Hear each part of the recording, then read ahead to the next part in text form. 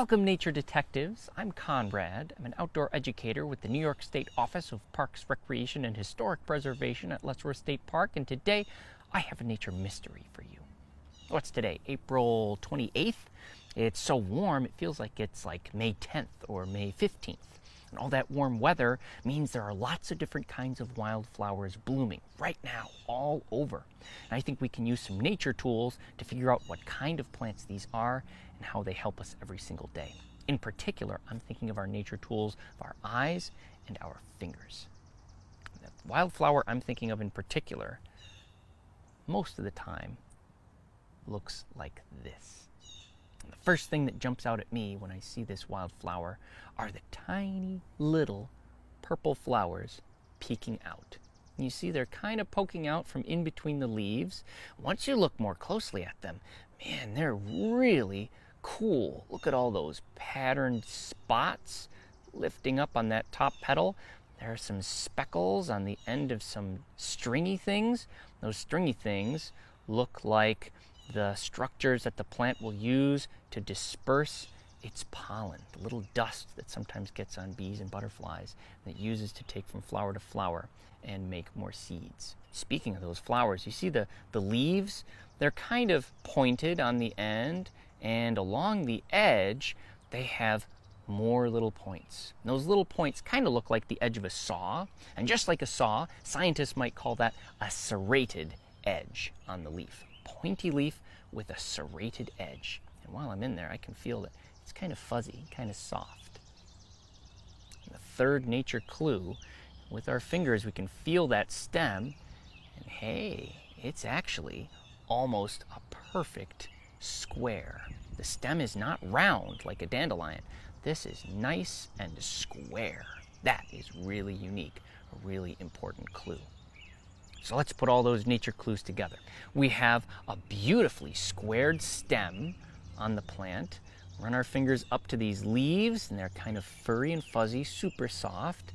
And it has a serrated edge like a saw blade, and the tip is pointy. And in between the leaves, especially up towards the top, you have these gorgeous, tiny purple flowers. This must be purple dead nettle. Some people call it red dead nettle. Grows all over the place. I bet it's growing in your neighborhood, and it's definitely growing in Letchworth State Park. Now, some gardeners don't really like seeing this plant because they know that it originally comes from Europe and from Asia. It wasn't here before European settlers came to North America.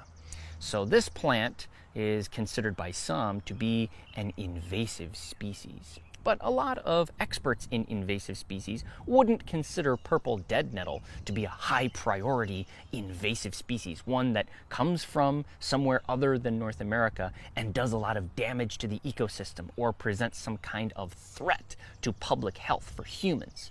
This plant is generally pretty harmless. Okay, it doesn't come from eastern North America, but it doesn't do a whole lot of harm. It spreads through our lawns and spreads through our gardens, which sometimes can give gardeners some headaches. They think it's a kind of a weedy spreader plant.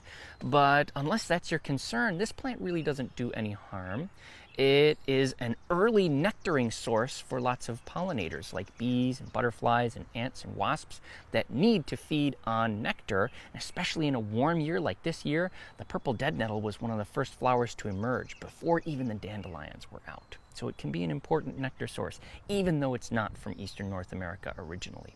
And that kind of plant that doesn't come from eastern North America, but doesn't really do any serious harm either, is what a lot of scientists will call a naturalized species. A naturalized species comes from somewhere other than eastern North America, where we are now, but it doesn't do any harm to our ecosystem or any harm to us, so it's not an invasive species.